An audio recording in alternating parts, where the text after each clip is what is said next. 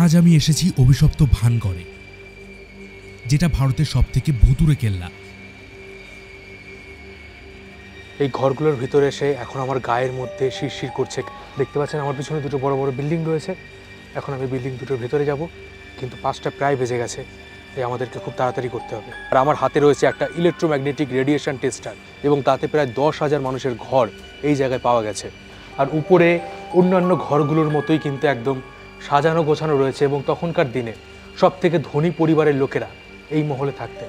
এই electromagnetic radiation টেস্টারটা দিয়ে আমি চেক করব যে ভানগড়ের ভিতরে আদৌ কোনো ভূত আছে কিনা। এক তান্ত্রিকের অভিশাপে সম্পূর্ণ ভানগড় ধ্বংস হয়ে গিয়েছিল, কিন্তু বেঁচে গিয়েছিল এই মন্দিরগুলো। দেখুন, আমার ঠিক পেছনে রয়েছে গোপীনাথ মন্দির, হলো সেই গাছ যে গাছ দিয়ে সেই সন্ন্যাসী একটা পারফিউম বানিয়েছিল। বিকেল 5টা বাজলেই এই জায়গায় আর কাউকে প্রবেশ করতে দেওয়া হয় না। আর 6টার মধ্যেই সিকিউরিটি গার্ড এই সব জায়গাগুলো ভালো করে পরীক্ষা করে দেখেন যে কেউ কোথাও লুকিয়ে আছে কিনা। কিন্তু এত সতর্কতা কেন নেওয়া হয়? আর তখনই জানতে পারি যে এখানে রাত হলেই শিশুদের কান্নার আওয়াজ শুনতে পাওয়া যায়। দূর থেকে ভেসে আসে নুপুরের আওয়াজ। আর যে ভানগড় সারাদিন নির্জীব নিস্তব্ধ হয়ে থাকে, সেখানেই রাতের বেলায় অশরীরীদের আনাগোনা হয়। আর এই জায়গায় যেই রাত কাটিয়েছে, সকালবেলায় তার মৃতদেহ পাওয়া গেছে। আর এখান থেকে যারা রাত কাটিয়ে বেঁচে ফিরেছে, তাদেরও মৃত্যু হয়েছে কোনো অস্বাভাবিক দুর্ঘটনায়, যার ব্যাখ্যা কেউ দিতে পারেনি। এবার প্রশ্ন হলো, এই ভানগড় কি সত্যি ভুতুড়ে? এখানে ভূত আছে নাকি সবটাই বুজরুকি? আর যে ভানগড়ে একটা সময় 10,000 বাড়িঘর ছিল, সেটা কিভাবে এরকম ধ্বংসস্তূপে পরিণত হলো? এই ভানগড়ের ইতিহাস কি? তো বন্ধুরা, আমি রয়েছি মিঠুন আপনাদের সাথে। আজ এই ভিডিওতে ভানগড়ের ব্যাপারে এমন কিছু আপনারা জানতে চলেছেন যা এর আগে অন্য কোনো ইউটিউব চ্যানেলে আপনারা শুনেননি, যেখানে ভানগড়ের আসল সত্যিটা আমি সবার সামনে তুলে ধরবো। তাই ভিডিওটা একদম শেষ পর্যন্ত দেখুন। আর এই রকম ভিডিও বানাতে গেলে ইন্সপিরেশনের দরকার হয়, তাই সাবস্ক্রাইব করে দিন। এটা আমাকে ইন্সপায়ার করবে এরকম আরো নতুন নতুন ভিডিও আপনাদের জন্য নিয়ে আসতে। ভানগড় দুর্গ রাজস্থানের আলওয়ার জেলায় অবস্থিত। ভেতরে যাওয়ার আগে গেটের বাইরে এই সাইনবোর্ডটা দেখা যায়, যেখানে পরিষ্কারভাবে লেখা আছে যে এই কেল্লায় বিকেল 5টা থেকে সকাল 6টা পর্যন্ত কারোর প্রবেশের অনুমতি নেই। কিন্তু ঠিক কী কারণে এখানে প্রবেশের অনুমতি নেই সেটা কিন্তু পরিষ্কার করে লেখা নেই। এবার আমি যখন ভানগড়ে পৌঁছাই তখন বাজে দুপুর 2টো।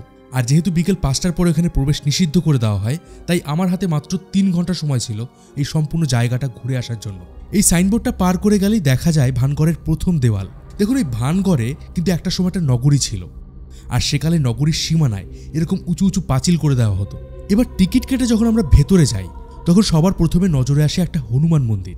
ভানগড়ে কিন্তু অনেকগুলো মন্দির আছে, যেগুলো আমি ভিডিওতে আগে দেখাবো। তবে সেই সব মন্দিরে কিন্তু পুজো অর্চনা হয় না, একমাত্র এই হনুমান মন্দিরই পুজো অর্চনা হয়। ভানগড়ের এই নগরীর ভেতর থেকে যাওয়ার সময় দেখা যায় অজস্র বাড়িঘর, কিন্তু এই সবগুলো এক একটা ধ্বংসস্তূপে পরিণত হয়েছে। কোনো বাড়ির ছাদ নেই, আবার কোনো বাড়ির দেওয়াল নেই। এই মুহূর্তে আমার পেছনে আপনারা যে ভাঙাচোরা অংশগুলো দেখতে পাচ্ছেন কেল্লার, এই জায়গাটাকে বলা হয় ত্রিপোলিয়া মার্কেট। এখানের প্রত্যেকটা দোকান ঘর 3 তলা উঁচু ছিল, কিন্তু বর্তমানে ভেঙে গেছে।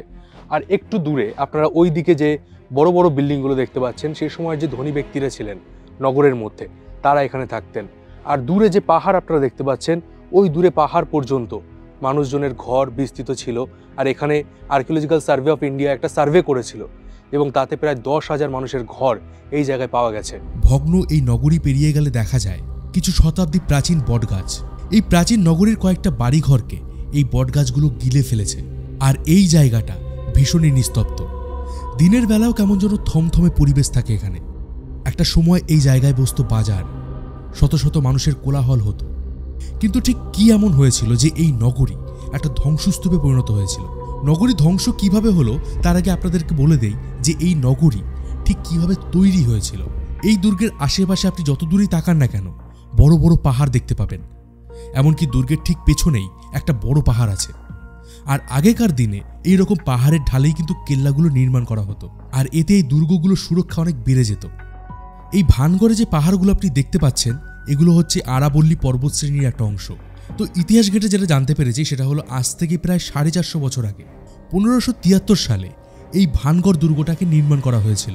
এটা নির্মাণ করেছিলেন আমেরের রাজা ভগবান দাস। আর এই ভগবান দাসের 2 জন ছেলে ছিলেন। বড় ছেলে মান সিং, যিনি আকবরের সবাই একজন নবরত্ন ছিলেন, আর ছোট ছেলে ছিলেন মাধো সিং। আর এই মাধো সিংও কিন্তু আকবরের সবাই একজন দিওয়ান ছিলেন। তো এই ছোট ছেলে মাধো সিং এর জন্যই ভগবান দাস এই ভানগড় দুর্গটা নির্মাণ করেছিলেন। এর আগে আমি অনেক কেল্লায় গেছি এবং সেই সমস্ত কেল্লার ইতিহাস আমি আপনাদেরকে দেখিয়েছিলাম।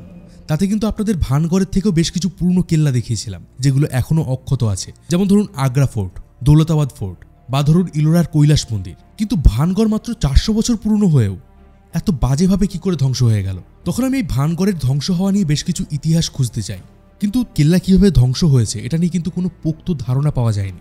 তবে এর ধ্বংস হওয়া নিয়ে কিন্তু দুটো লোককথা আছে। প্রথমটা হলো একটা সাধু যার নাম ছিল বালুনাথ। বলা হয় ভগবান দাস যখন এই জায়গায় দুর্গ বানাতে চান, তখন এই জায়গায় সাধু বালুনাথের একটা আশ্রম ছিল। রাজা সেই সময় সেই বালুনাথকে বলেন তার আশ্রম দূরে সরিয়ে নিতে। শুরুতে বালুনাথ এতে রাজি হননি, পরে তবে তিনি রাজি হয়ে যান। কিন্তু ভগবান দাসকে সেই সময় একটা শর্ত দেন যে তিনি যে দুর্গ বানাবেন তার ছায়া যেন সাধুর আশ্রমে না পড়ে। আর যদি এমন হয়, মানে ছায়া যদি সাধুর আশ্রমে পড়ে, তাহলে এই নগরী উজাড় হয়ে যাবে। আর সে সময় ভগবান দাস এই শর্তে রাজি হয়ে যান। সাধু তখন নগরের বাইরে একটা আশ্রম বানিয়ে থাকতে শুরু করেন। শুরুর দিকে সবকিছু ঠিকঠাক ছিল, কিন্তু ভগবান দাসের একজন উত্তরাধিকারী পরবর্তীকালে এই সাধুর সতর্কবার্তা উপেক্ষা করেন এবং এই দুর্গের প্রাচীর আরও বড় করেন। আর তখন সেই ছায়া গিয়ে পড়ে সাধু বালুনাথের আশ্রমে। আর এর সাথে শুরু হয় এই নগরীর ধ্বংসলীলা, আর ভেঙে যায় দুর্গসহ গোটা নগরী। এবার দ্বিতীয় যে লোককথাটা আছে সেটা বলার আগে আপনাদেরকে নিয়ে যাই দুর্গের একটু ভেতরে। এতক্ষণ আমি ছিলাম নগরীর বাইরের অংশে, এবার আমি এগিয়ে যাই রাজপ্রাসাদের দিকে। নগরী এবং রাজপ্রাসাদের মধ্যে আরও একটা গেট ছিল, আর এই গেটটা পার হলেই একটা পুরনো মন্দির দেখা যায়। এই ভানগড়ে একটা খুবই আশ্চর্য জিনিস লক্ষ্য করা যায়। এক তান্ত্রিকের অভিশাপে সম্পূর্ণ ভানগড় ধ্বংস হয়ে গিয়েছিল, কিন্তু বেঁচে গিয়েছিল এই মন্দিরগুলো। দেখুন আমার ঠিক পেছনে রয়েছে গোপীনাথ মন্দির। আপনারা যারা করণ অর্জুন সিনেমা দেখেছেন তারা এই গোপীনাথ মন্দিরটিকে চিনে থাকবেন, এখানেই এই মুভিটা শুটিং হয়েছিল। আর একটু দূরে রয়েছে ওখানে সোমেশ্বর মন্দির, আর ওদিকে আরও বেশ কয়েকটা মন্দির রয়েছে। এই সম্পূর্ণ ভানগড় ধ্বংস হয়ে গেল, এই মন্দিরগুলো কিন্তু এখনও অক্ষত রয়েছে। তবে আপনাদেরকে আগেই বলেছি যে বাইরে থাকা হনুমান মন্দির ছাড়া এই কেল্লার ভেতরে থাকা কোনো মন্দিরে কোনো রকম পুজো অর্চনা করা হয় না। তো এই পরিত্যক্ত মন্দিরের ভিতরে যখন আমি যাই, তখন বাদুড়ের বিচ্ছিরি দুর্গন্ধ পাওয়া যায়। এই গোপীনাথ মন্দিরটা প্রায় 14 ফুট উঁচু একটা চত্বরের উপর নির্মিত করা হয়েছে এবং মন্দিরের কারুকার্যগুলো করা হয়েছে হলুদ পাথরের উপর। এই মন্দিরের পাশেই একটা ভগ্ন কেল্লার অংশ রয়েছে। এটা খুব সম্ভবত মন্দিরের যে পুরোহিত ছিলেন তার বাসস্থান ছিল। এই মন্দির পার করে কিছুটা গেলেই দেখা যায় একটা ছত্রী। সেকালে এখানে রাজা এসে বসতেন আর তার সামনে থাকতেন প্রজারা, আর এভাবেই বিচার ব্যবস্থার কাজ সামলাতেন সে সময় রাজারা। সামনের এই বিশাল ময়দান থেকে ভানগড়ের প্রধান কেল্লাটা দেখা যায়। তবে সেখানে যাওয়ার আগে আমি আশেপাশের জায়গাগুলো বেশ কিছুটা ঘুরে নেই। আর এই জায়গাতেও কিন্তু বেশ কয়েকটা ছাদবিহীন বাড়িঘর দেখা যায়, আর এরই সাথে দেখা যায় একটা কেওড়া বাগান। এই কেওড়া বাগানের সাথে কিন্তু এই দুর্গ ধ্বংস হয়ে যাওয়ার একটা কাহিনী আছে, যেটা আমি একটু পরে আপনাদেরকে বলবো। তো আমি যখন এই কেওড়া বাগান পেরিয়ে এগিয়ে যাই, তখন দেখি পাশের গ্রামের কিছু মানুষ এসেছেন একটা মহিলাকে নিয়ে। আর এনাদের কথাবার্তা শুনে আর হাবভাব দেখে যা বুঝেছি, সেটা হলো এই যে মাঝখানে মহিলাটা ঘোমটা দিয়ে বসে আছেন আর মাঝে মধ্যেই মাথা দোলাচ্ছেন, এনাকে ভূতে ধরেছে। আর এই ভানগড়ের আশেপাশের গ্রামে যদি কাউকে ভূতে ধরে, তাহলে তারা এই কেল্লায় সেই ভূতে ধরা ব্যক্তিকে নিয়ে আসে, আর এখানে এসে সেই ব্যক্তির ভূত ছাড়ানো হয়। মানে বলতে পারেন এই ভানগড় একটা ভূতের ড্রপ স্টেশন। এবার আমি যবে থেকে ইউটিউব দেখা শুরু করেছি তখন থেকেই ভানগড় নিয়ে অনেক ভিডিও দেখেছি, যেখানে মূলত এই ভানগড়কে একটা ভূতুরে কেল্লা বলা হয়। এবার সত্যিই ভানগড়ে ভূত আছে কিনা এটা চেক করার জন্য আমি আমার সাথে করে একটা ইএমএফ মিটার নিয়ে এসেছিলাম। আর এই মেশিনের বিশেষত্ব হলো যে আশেপাশে যদি কোনো পজিটিভ বা নেগেটিভ এনার্জি থেকে থাকে, তাহলে এই মেশিনে তার সিগন্যাল পাওয়া যায়।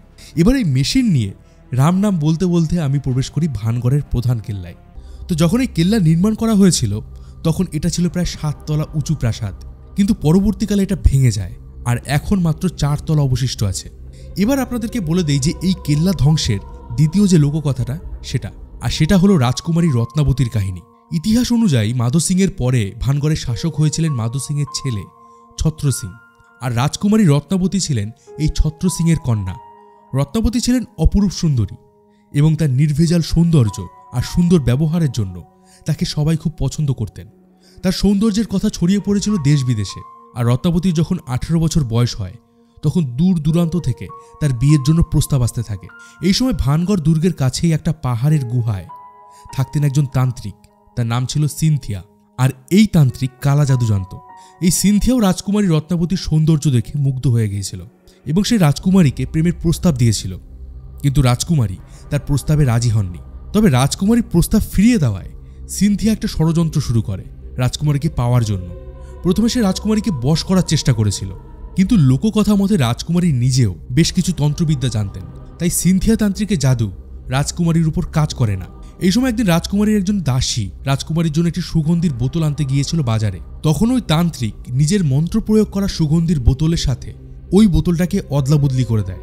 আর এই সুগন্ধি তৈরিতে সে সময় কেওড়া গাছের ব্যবহার করা হতো, যেটা একটু আগেই আপনাদেরকে দেখিয়েছিলাম। তো ওই সাধু এই সুগন্ধিতে এমন একটা মন্ত্র প্রয়োগ করেছিল যে এই সুগন্ধি রাজকুমারী তার শরীরে ব্যবহার করা মাত্রই রাজকুমারী সোজা গিয়ে পড়বেন তান্ত্রিকের কোলে। কিন্তু রাজকুমারী যেহেতু নিজেও তন্ত্রবিদ্যা জানতেন, তাই তিনি তান্ত্রিকের মতলব বুঝতে পেরে যান। তখন তিনি ওই মন্ত্রপুত সুগন্ধির বোতল একটি পাথরের উপর ছুঁড়ে মারেন এবং কালা জাদুর প্রভাবে সেই পাথরটা গিয়ে সিনথিয়ার মাথার উপর পড়ে এবং পাথরে চাপা পড়ে সিনথিয়া মারা যায়। তবে মারা যাওয়ার আগে সিনথিয়া রাজকুমারীকে অভিশাপ দিয়ে যায় যে রাজ পরিবারের কাউকে সে বাঁচতে দেবে না এবং এই নগরী পুরোপুরি ধ্বংস হয়ে যাবে। আর বলা হয় এরপরই এই নগরী ধ্বংস হয়ে যায়, আর তাতে চাপা পড়ে মারা যায় এই নগরীর সমস্ত মানুষেরা, এমনকি রত্নাবতীও তাতে মারা গিয়েছিলেন। ভানগড়ের এই কেল্লার ভেতরটা অন্ধকার ধরনের এবং একটা বাজে দুর্গন্ধ চারিদিকে। এই কেল্লায় বেশ কয়েকটা গুপ্ত রাস্তা ছিল যা দিয়ে কম সময় একদম উপরের মহলে যাওয়া যেত, কিন্তু সেই রাস্তাগুলো ছিল গোলক ধাঁধার মতো। এই কারণে রাস্তাগুলো বন্ধ করে দেওয়া হয়েছে। দুর্গের উঁচু উঁচু দেওয়ালগুলোতে লোহার জালি দেওয়া। ভেতরে যেতে এক জায়গায় নজরে পড়ল এক সাধুর পুজোর স্থান। এই সাধুর বিশেষত্ব হল এখানে তার পুজোয় ফল প্রসাদের পাশাপাশি সিগারেট এবং বিড়ি দেওয়া হয়। এই কেল্লার ভেতরে দেখা যায় অজস্র ইট পাথরের ধ্বংসস্তূপ। কেল্লার উপরে যে অংশ ছিল সেটা ভেঙে পড়ে এখানে জমা হয়েছে, তবে এই কেল্লার ভেতরে তেমন দর্শনীয় কিন্তু কিছুই নেই। এবার আমি যাই একদম উপরের অংশে। এখানে ধ্বংসস্তূপ এবং দূরে দূরে উঁচু পাহাড় ছাড়া আর কিছুই নজরে আসে না। উপরে যখন আমি ছিলাম তখন বিকেল প্রায় 4:30, আর ততক্ষণে কেল্লার ভেতরের অংশ বেশ অন্ধকার হয়ে গেছে, আর সিকিউরিটি গার্ডরাও বাইরে বেরোনোর জন্য হুইসেল দিচ্ছিল। আর ঠিক এই সময় আমি বের করি আমার কাছে থাকা ইএমএফ মিটারটা, আর একটু অন্ধকার জায়গায় যেতেই সেটাই রেড সিগন্যাল দিতে শুরু করে। তখন আমার মনে পড়ল যে সিনথিয়ার অভিশাপে নগরে সবাই মারা যাওয়ার পর থেকেই এখানে মৃত মানুষদের আত্মা ঘুরে বেড়ায়, আর এই কারণেই রাতের বেলায় এখানে প্রবেশ নিষিদ্ধ। আর এটাই বলে থাকে এখানকার কিছু লোকাল গাইড এবং ইউটিউবের কিছু ভূত বিশেষজ্ঞরা। এবার প্রশ্ন হলো, এই ভানগড় কি সত্যি ভুতুরে? এখানে গিয়ে আপনাদের প্রিয় রোমাঞ্চপিডিয়ার এক্সপিরিয়েন্স কি ছিল? চলুন এবার সেটা আপনাদেরকে বলি। দেখুন, ভিডিও শুরুতে আমি বলেছিলাম যে আজকের এই ভিডিওতে ভানগড় নিয়ে আমি এমন কিছু বলবো বা দেখাবো যা এর আগে আপনি অন্য কোনো ভিডিওতে দেখেননি। এবার একদম শুরু থেকে আপনাদের কেল্লার অংশটা আবার দেখাই।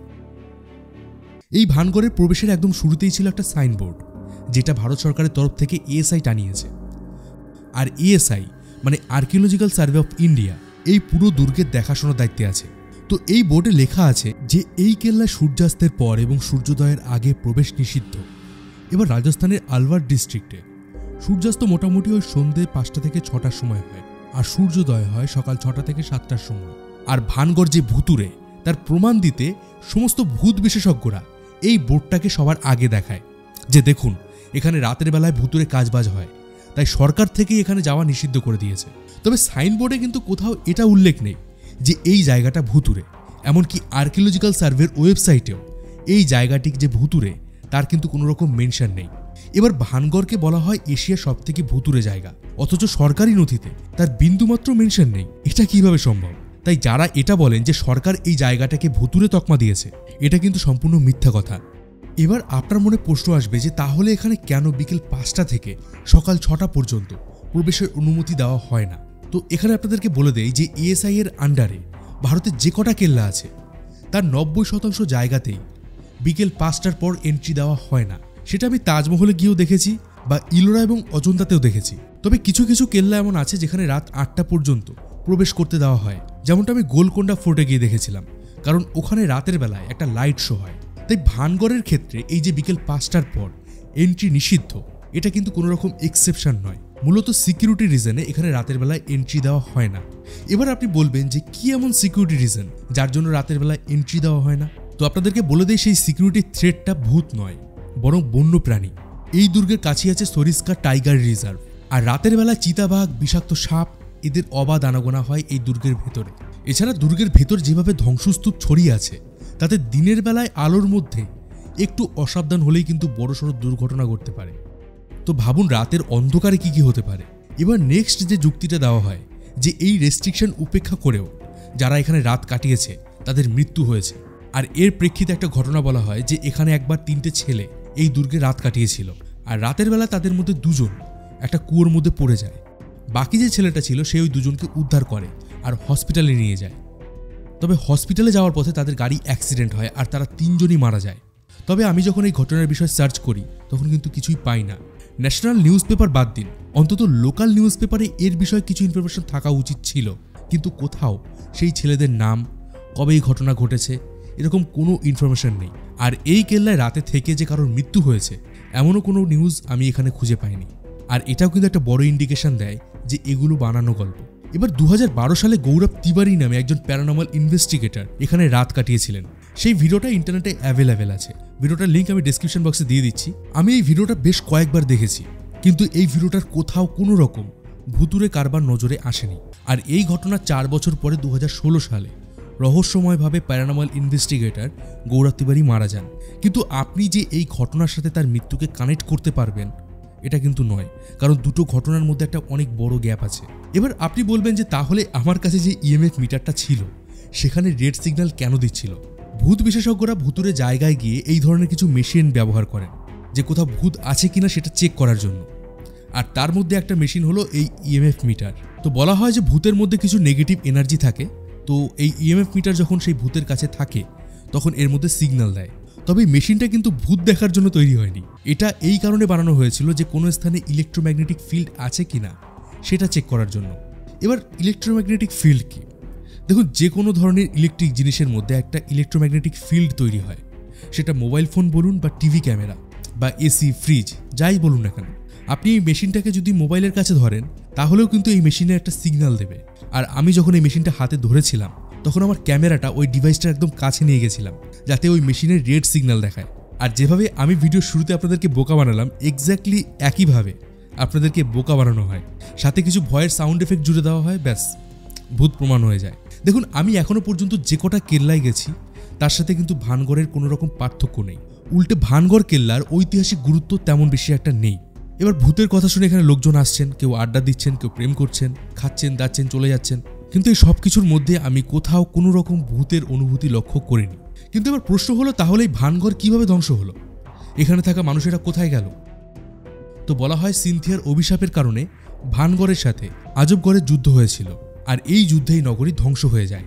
এবার এই অভিশাপ, তান্ত্রিক, এই সমস্ত তথ্যকে সাইডে রেখে যদি আপনি ঐতিহাসিক দৃষ্টিতে দেখেন তাহলে বুঝবেন যে এই ভানগড় ধ্বংস হয়েছে যুদ্ধের কারণে।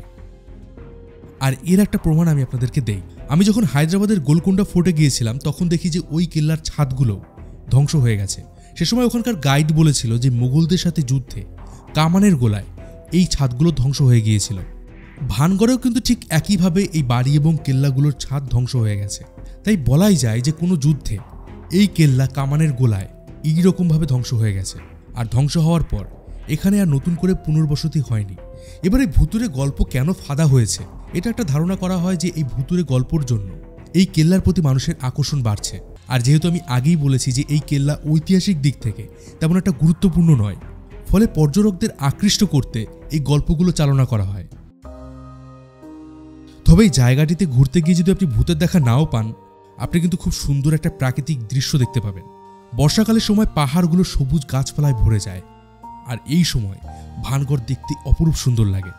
ভানগড়ের এই কেল্লা থেকে আমি যখন বের হই তখন সন্ধ্যা প্রায় 5:30, আর বাইরে এখানে আরও একটা প্রাচীন স্থাপত্য দেখতে পাই যেটা কেল্লা থেকে বেশ খানিকটা দূরে বানানো হয়েছে। আর লোকাল গাইডে থেকে জানতে পারি যে এটা একটা মুসলিম ব্যক্তির কবর, আর রাজা হরি সিং এর একজন মুসলিম পুত্রের কবর এটা। ভানগড় থেকে পাশের গ্রাম বেশ খানিকটা দূরে, আর এখানে রাতে থাকার কোনো জায়গা ছিল না এবং রাতে থাকার কোনো কারণও ছিল না। তাই আবার আমি ফিরে আসি জয়পুরে, আর রাজস্থানের অন্যান্য কেল্লাগুলো ঘুরে দেখা শুরু করি। এবার আপনার কি মনে হয়, এই ভানগড় কি সত্যিই ভুতুরে? আর যদি ভুতুরে হয়ে থাকে তাহলে আজ পর্যন্ত কেন ভূত থাকার কোনো স্পষ্ট প্রমাণ পাওয়া যায়নি? আপনার মতামত আমাকে কমেন্ট বক্সে অবশ্যই জানান। আর এই যে আপনাদের জন্য এত দূরে গিয়ে ভিডিও বানিয়ে নিয়ে আসছি তার জন্য একটু লাইক করে দিন, শেয়ার করে দিন, সাবস্ক্রাইব করে দিন। আর হ্যাঁ, আমাদের হোয়াটসঅ্যাপ চ্যানেলে ভানগড়ের কিছু ভিডিও ফুটেজ শেয়ার করে দেবো। চ্যানেলের লিঙ্ক ডেসক্রিপশন বক্সে দেওয়া আছে, জয়েন হয়ে যান আমাদের হোয়াটসঅ্যাপ চ্যানেলে। তো আমি ছিলাম মিঠুন, আপনাদের সাথে আবার দেখা হবে পরের ভিডিওতে।